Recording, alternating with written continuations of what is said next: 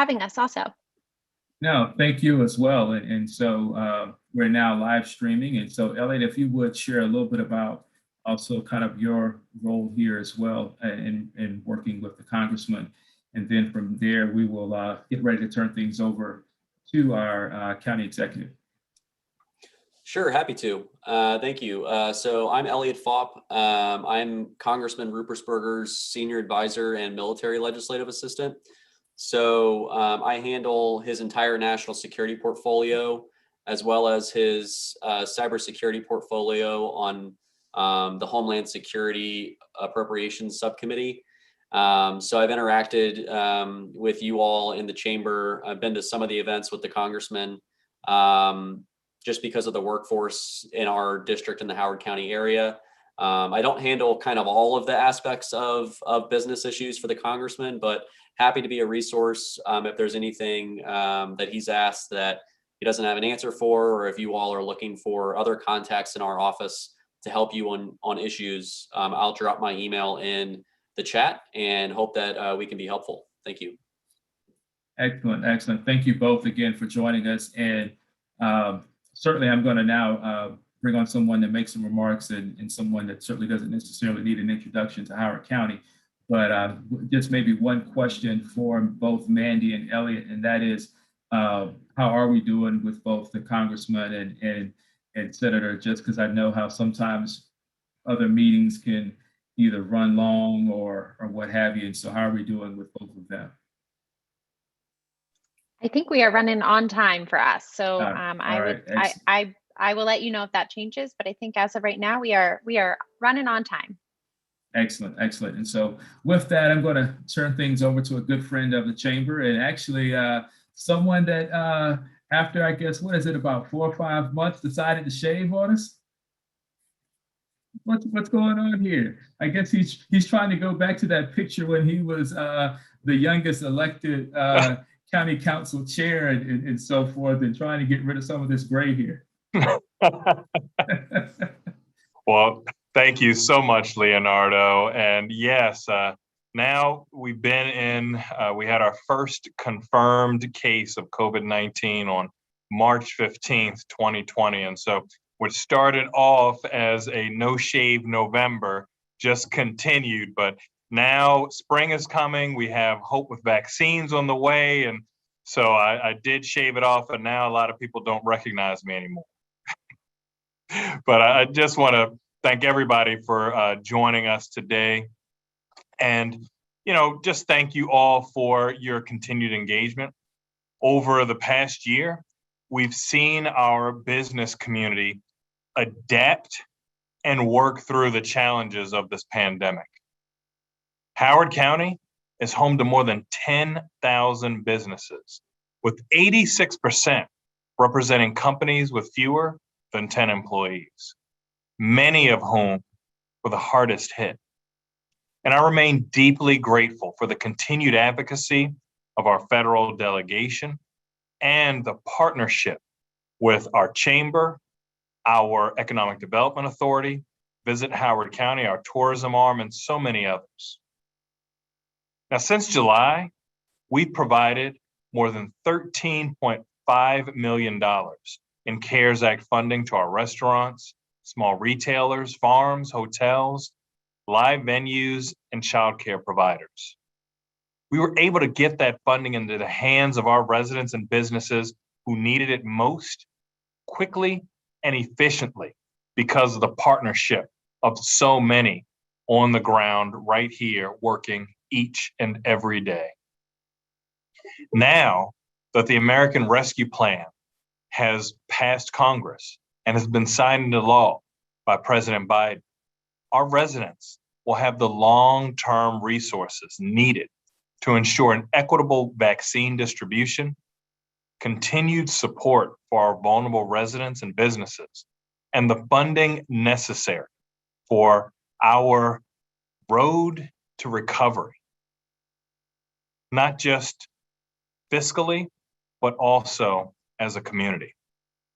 It's important for our businesses to have what you need to not only get through this pandemic, but hopefully on the other side of it and thrive. And one last thing before I introduce my colleagues. Howard County is currently involved in the general planning process. The general plan is a comprehensive, long-range master plan for all of Howard County. It establishes policies on how and where the county will develop and grow in response to evolving economic, environmental, and social conditions. We value ideas and input from our business community. Please know, if you would like to provide input, send your information to the email in the chat. I want to hear from you. Now, it's my pleasure to introduce a couple of my federal friends and partners. I'm so appreciative of the continued partnership and the advocacy of our federal delegation. The American Rescue Plan will be a lifeline for our community and every jurisdiction in Maryland and throughout our nation. My partners in public service, Senator Chris Van Hollen and Congressman Dutch Rupertsberger, who I'm sure will be glad that it's not only St. Patrick's Day, but I'm wearing Rupertsberger green. They work diligently every day on the Hill on behalf of our shared constituents. Senator Van Hollen was recently assigned to the Senate Foreign Relations Committee and also serves on the Appropriations Committee, the Budget Committee, and the Banking, Housing, and Urban Affairs Committee. And in the House, Congressmember Rupertsberger has returned to the Appropriations Committee while serving on the Defense, Homeland Security Subcommittee and the Commerce, Justice, and Science Subcommittee. Together, they are continuously fighting for the resources and investments we need in our community. So now, please join me in welcoming my friends, Senator Chris Van Hollen and Congressman Dutch Rupertsberger. Well, thank you, Mr. County Executive. And let me start by thanking you for your leadership during these very difficult times as all of us work to battle and defeat the coronavirus together, as well as the economic fallout. We're grateful for all you're doing on the front lines. And it's wonderful to be here with my friend and colleague, Congressman Rupertsberger. And we're all very pleased to be joining with the Howard County Chamber of Commerce today. And I do want to thank the president of the chamber, Leonardo McClarty.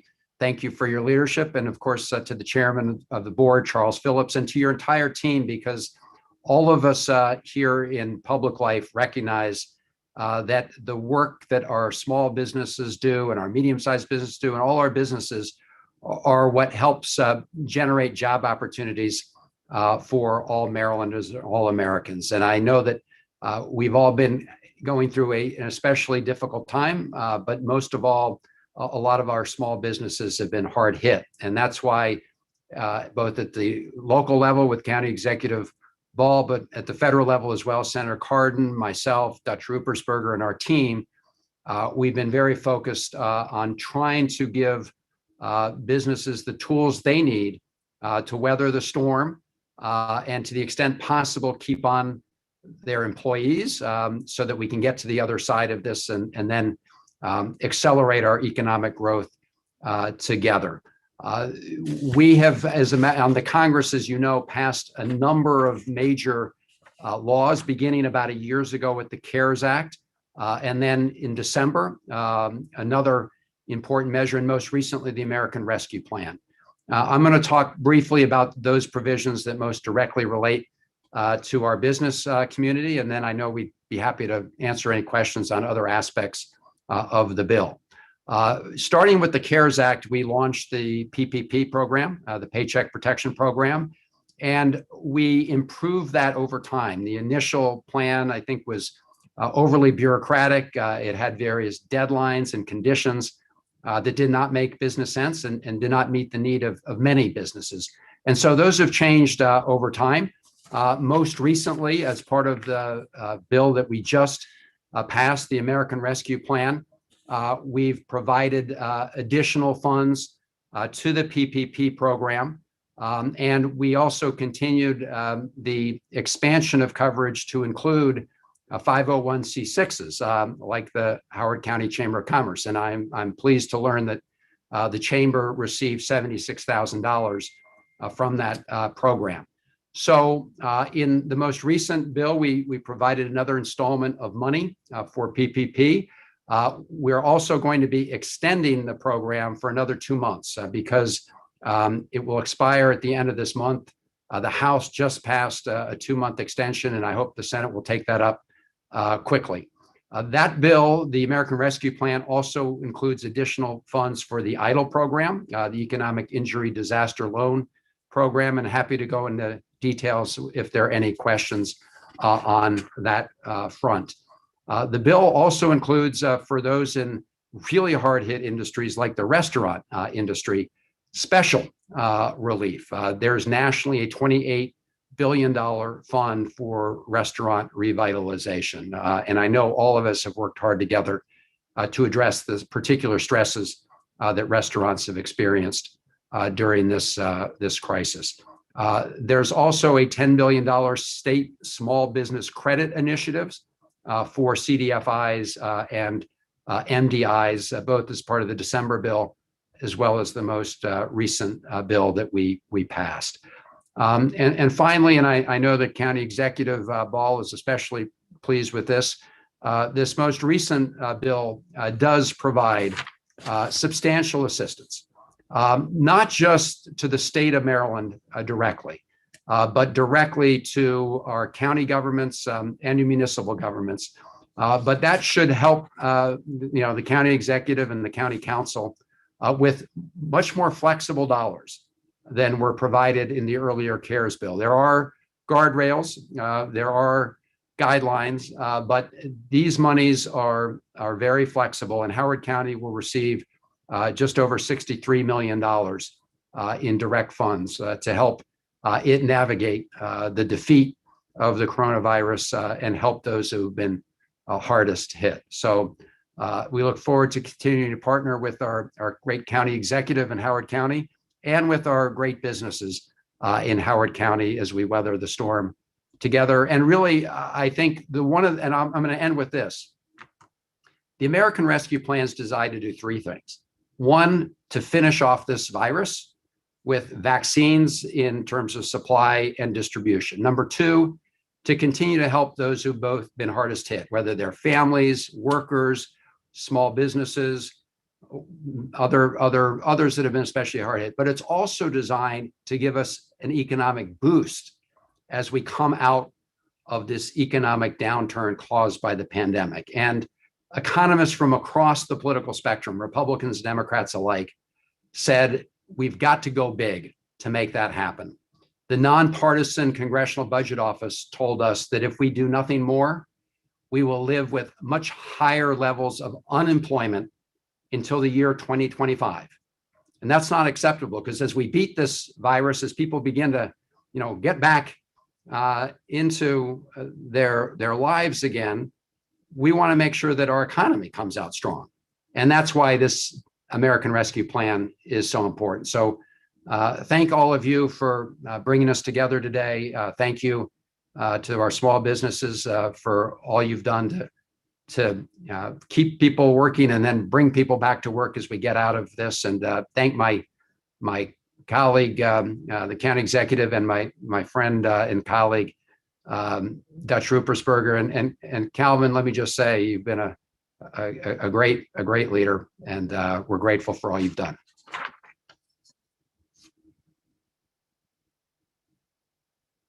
Now,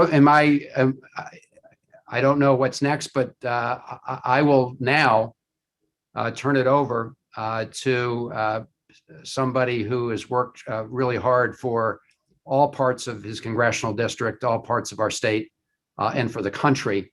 And that's my good colleague, Dutch Rupertsberger, and it's been a joy to work with him. Both of us serve on the Appropriations Committee, and we work very closely together. And For those of you who don't follow Congress really closely, that's the committee that oversees the federal funds.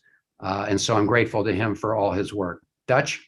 Well, Chris, first, thank you. And working with you and our team in Maryland, we work together as a team. And it's great to have you on appropriations and all of your experience. And you really make a difference for our state. And we try to do the best we can under these circumstances. Calvin, I used to have the job of county executive. It's a big challenge. You've got a lot on your plate, but you're doing a great job. And, I never had to manage through COVID, and I can't imagine, the responsibilities you have to run a major county. A county that's such a great county as Howard County. And we have the chamber here, and Leonardo, you've been around for a while, and you know business and work with the chamber to help create jobs, and that's great. As the senator outlined, this bill was absolutely necessary if we wanted to defeat the pandemic once and for all. And while preparing our economy for the quickest recovery experts believe possible. Now, this is a historic crisis that demands a historic response. The risk of doing too little is far greater than the risk of doing too much. The nonprofit Congressional Budget Office, as Chris has stated, has said it will take at least 3 years before employment returns to pre-pandemic levels without the American Rescue Plan, and at least 4 years to recover to the pre-pandemic GDP projection. With this bill, this is so important, we're looking at recovering both by the end of this year. And this is a major accomplishment. And Calvin, again, I want to just give you a quick shout out about your leadership. And, it's just so important that you move ahead. I've been fighting, we've been fighting for state and local aid since day one. And, if we had more members of Congress that served in local government and state government with that experience, in my opinion, we would have had had this bill passed a lot sooner with zero hesitation. This isn't some bailout, and people call it bailout of local governments who've been careless with spending over the years. Come on, let's give me a break. Our state and local governments have been on the front lines in this pandemic. They're still responsible for cutting paychecks to our teachers, police officers, firefighters, and many public health workers while facing historic revenue losses and unforeseen expenses related to the pandemic, including vaccine distribution. So we were relieved to see the aid come as quickly as it can to the states and counties. And Calvin, I know you'll spend it wisely. Now I'm gonna stop here just to go into questions. And let me tell you, I'm gonna have to leave soon. We're in the middle of votes. We have 8 votes, and with this new voting schedule we have with the pandemic, our votes are taking a lot longer. So about maybe 10 minutes, I'm gonna have to leave. But if it's okay, let's open up the questions. Thank you, both Senator Van Hollen and Congressman Rupertsberger. And so I'm going to ask for those that have questions to put it in the Q&A, as it makes it a little bit easier to monitor as opposed to the chat. But the first question that I actually have, I do have a couple that were sent to me in advance. And this one pertains particularly to SBA determinations and loan forgiveness. And so the question is there anything that Congress can do to encourage the SBA to make determinations of loan forgiveness on loans over $2 million in the 90-day period? And the other additional commentary was that, again, they wanted to encourage the both of you in Congress to require the SBA to disclose any additional information that is being considered to determine qualification for forgiveness that is different from loans under $2 million. And so this is coming from one of our accounting firms that certainly is working with a number of small businesses and so forth on both PPP above 2 million as well as PPP below. And so this would be for any one of you that may want to tackle that question. Well, I'm happy to take a stab at it. And President McClarty, because this came in early and you flagged it, we had a chance to contact the SBA directly about it. So I can give you the most up-to-date information here.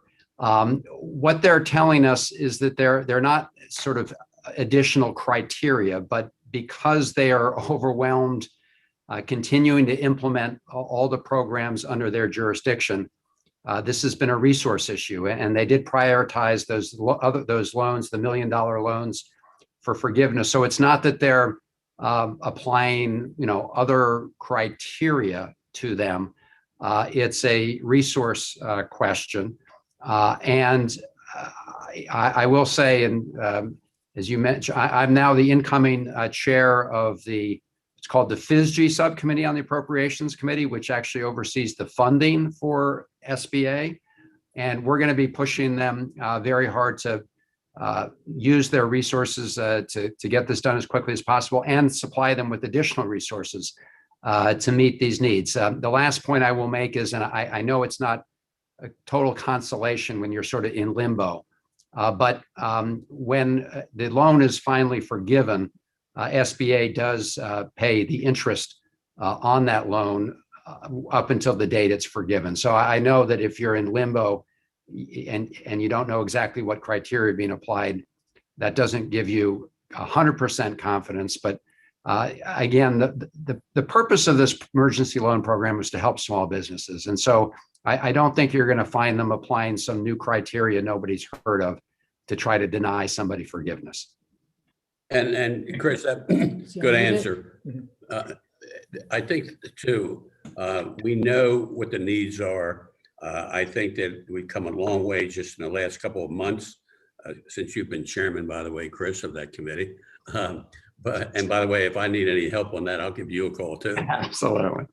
Your constituents too. But anyhow, but we still do have to keep in mind, there's a lot of volume. A lot of the people working on this have done it for the first time in this regard.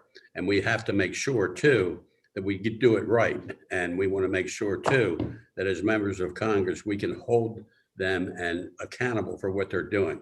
But from what we've seen so far and the constituents we've helped in that regard, it seems like they're very cooperative and they're working hard. And I'm sure that if they need more help, we're going to help them because small business needs help. Thank you. And this next question, and this is also still on the PPP, related to the PPP. And it says, I'm going to read it here. Our staff includes some contributors who are 1099 employees. Some of these contributors have been with our organization for more than 20 years, yet they are not on payroll. And so we were told they are not eligible for a PPP claim. Is there a possibility that 1099s could be included with a PPP application? So let me first say that I'm going to have to track. I mean, Dutch may, but we're going to have to. So Mandy Heinel from my team, my office, is with us. I believe I don't see her, but I'm here. We spoke to her. Good. She's All right. here. So she's going to track down the answer to that question and get right back to you. And as I mentioned, the PPP program has evolved since it was, first launched almost a year ago in the CARES Act. So let me see what we can find. We have somebody on our staff, Bart Kennedy, who's not sole, but he's become an expert on PPP, and Mandy can confer with him. Thank you. And actually, we just had a response. That's one of the good things about, the chamber, and particularly the Howard County Chambers. We're fortunate to have some really top-notch accounting firms. And so I just got a note here that it says that they will be eligible under the new Schedule C rules. And okay. So I'll follow up offline on that one as well. And so let's see the next question that we have here. And so this is actually just a comment, but that is the fact of this person just wants to, with Aronson, just wants to specifically to thank you, Senator Van Hollen, for your work. As I understand, they share an office building with you. I think they said your space is right above theirs, and so they just thank you for all the work that you do, particularly on behalf of Maryland and so forth. This next question, I think Congressman, I think you referenced it, and it may have come from I think you mentioned maybe from the Congressional Budget Office, but it had to do with just the sheer size of the rescue plan and ultimately the sheer need to go large. And yet the question that came in ultimately comes back to the size of the plan and also deficit spending. And so could you maybe share perhaps some of the deliberations that took place and if there are any concerns as it relates to what a plan of this size continues to do in terms of adding to the deficit? Well, let me address it head on. To begin with, the issue that you have heard, 9% of this bill only goes to COVID, and this is a lot of pork, and that's simply not the case, and has been dispelled by many political fact checkers, and including the majority, I think, of the accountants and CPAs who work on this issue. But the truth is that about 85% of the bill is specifically pandemic related, and that includes 22% for stimulus checks, 13% extending unemployment benefits, 12% for related healthcare needs, testing and tracing, PPE, business assistance, those type of things, and then 27% assistance to state and local government, and that includes things like schools and childcare and so many other issues that we have to deal with in local government. And those are the facts. That's where we are. You know, these are the most difficult times that we will probably ever see in our lifetime. And one of the things we're trying not to do is to wake up in a depression. We've been lucky that the interest rates have stayed pretty low, that people are buying houses still, and because the stock market is, and that helps us too. But this took a lot of time and a lot of issues. And the good news, when it was so serious, we eventually passed the CARES Act, and that was more of a bipartisan bill. We had to push the other side a little, but it was there. And the same thing with what we just passed right now. It's unfortunate that we couldn't get any Republicans except for a few. And I think on this bill, there was maybe one or none at all. And, you know, we as a country are only going to make it if we start working together. And there are a lot of needs out there. There are a lot of needs as it relates to middle class. And I'll give an example for the tax cut that Trump put through. That 81% of the money in that tax cut went to the top 1% in our country, and that didn't help middle class. If you look at history, when middle class gets help, the economy does better, including small business and other businesses. So we don't just show up and vote partisan. We research. We have experts that look at this. And I can tell you from being in Congress for a while now, and Chris can tell you the same thing. You know, you work together as a team. It helps our country and it helps moving forward. So that's how I would answer that question. Yeah, I would just really underscore what Dutch said, that economists from across the political spectrum, including some of the former President Donald Trump's top economists, agreed with Secretary of Treasury Janet Yellen and others that the risks of going small were much greater than the risks of going big, as Dutch said. And that we all remember after the 2008-2009 financial meltdown, Dutch and I were here. We passed the American Recovery Bill back then. It was a little around $1 trillion bill. We wanted, some of us wanted to be bigger then. It got negotiated down. Unfortunately, back then in the House, not a single Republican voted for the American Recovery Bill. But then a lot of people complained that the recovery, the rate of growth coming out of that Great Recession was too slow. So part of this bill is designed to give us a boost as we break free of this pandemic and make sure the economy can really reach its full potential as quickly as possible. And if we don't do that, we're going to be paying, as we all know, slower economies also mean slower federal revenue receipts, and that adds to the deficit. So I think it's in everyone's interest to get us back to full capacity as soon as possible. Thank you. And so we've got a couple more questions here that I think maybe both of you will have time for, as I'm watching the clock, as I'm sure you are as well. And so maybe, Senator, this will go to you, and the next one we'll send to the Congressman. And so the question is, the federal and state governments have figured out that, well, federal and state government have figured out that local governments are in the best position to administer grant disbursements, but yet there is no administrative support associated with any of these resources. So the question is ultimately, is that something that can be changed? And I think it again pertains to the funding that continues to come down to the local governments. The fact that there's, I guess, programmatic dollars, but not necessarily administrative dollars. Well, the funds come in different channels. So, for example, there's a set of funds that goes to Howard County schools.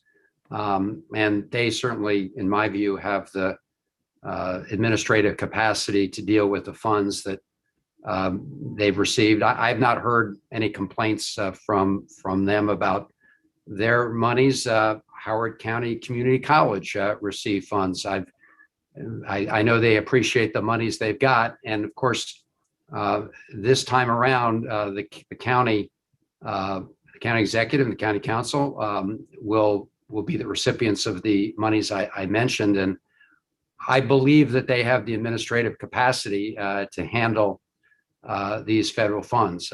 If they don't, I'm sure they'll share that with us. So I've actually not heard. I like Dutch. I've spoken to a whole lot of our county executives, and none of them have expressed, concern about the fact that there's not more money set aside for administrative purposes. Most of them have the infrastructure, I think, to deal with it. Now, there's some smaller municipalities, not in Howard County, but other parts of the state, where it is going to be important that we all, work with them and provide oversight. And this bill does have provisions requiring that people list how they're using the funds. And just thing I have to say, when you're dealing with trillions of dollars and big money, it's not that we don't trust state and local governments, but an element of funding and appropriations is accountability. So it's always important that we do have accountability whenever we're putting out big pots of money. Thank you. And actually, I think this question here actually probably ties to accountability as much as anything. And so the question was, what are we doing to make sure that this money is going to stay in Maryland? And I think specifically this is referencing obviously the money that's been appropriated to our state. And are there any plans to focus buying? Let's see here. I need to maybe figure out exactly how to phrase the second part of this statement, this question. But I think the biggest thing maybe first is, I guess if you can talk a little bit about, I guess when the money comes down to the various states, just ensuring that it's staying in the state. And then, like I said, I'm going to read the, maybe you can, the second part of that question was, are there any plans to focus buying from in-state companies? And so, I'm not sure if one of you. Well, I'm happy to take a crack at it. So, I mean, this bill does not dictate to states how they spend the money. I think both Congressman Rupertsburg and I would like to see, Maryland focused resources in a way that helps Marylanders and Maryland businesses. But we're going to have to work to, oversee the funds. I mean, we have a state legislature as well that hopefully can work with us to make sure that the monies that go to the states goes to the highest and best use for all Marylanders. Yeah, and I think we got some clarity. I think this person was just primarily wanting to know, is there a way to focus the dollars that basically would come in that they're used in state companies and not necessarily used in out-of-state companies. So if it's money that was coming into Maryland, and it's going to be that it's spent with Maryland firms as opposed to, say, Pennsylvania, Virginia firms or whatever, which I guess my answer to that would probably be it's going to be difficult in that realm. I mean, each local government, whether, county, city, state, I mean, they've got their procurement policies and have to ensure that they're getting the best service for the best dollar, and probably can't just immediately say, well, we're going to rule out this particular state, based upon their own local procurement policies. Well, look, the whole purpose is to have money stay in the state or benefit the state of Maryland, just like money that goes to Virginia. But when you have big businesses and their home offices are in the state of Maryland, you don't want to tie their hands that will hurt the business or the cash flow or issues like that. So I think we know what we want to do. There is some specificity in where some of this money is going to go in certain areas. We know money in education is going to, I'm sure it's going to stay in the state of Maryland, and those type of things. With our public safety will stay in the state of Maryland and in the counties and where they are. But you can't tie hands, but that's what we do as appropriators. And whether it's federal, state, or local, because they're going to have to vote where to appropriate monies to, that's our job. And I think we'll be okay, because we haven't seen a lot of abuses in the state. I know Chris and I have both been on appropriations for a while, and I haven't seen that many abuses in what you're talking about. No, thank you. And again, as I'm looking at the time, I want to be conscious of both of your schedules. And so with that, I want to thank you, and certainly don't want to rush you off, but again, want to be respectful of your schedules. And so want to just say thank you for making time to come today, as well as for your service to Maryland, as well as obviously to the country.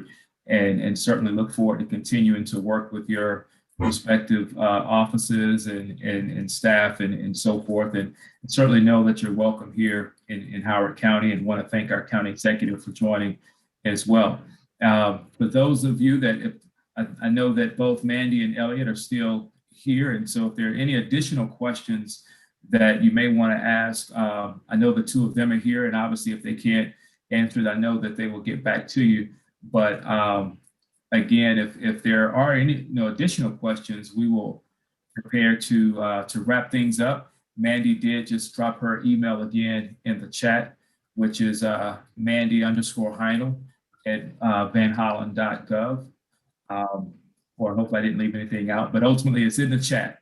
And and Elliot did the same thing as well. So again, thank you to you, Senator Chris Van Hollen, to you, Congressman Dutch Rupertsberger, and to those of you that were able to join us this afternoon. Hope you have a great rest of the day, and see you soon. Stay safe. Thank you. Take care. Good to be with you.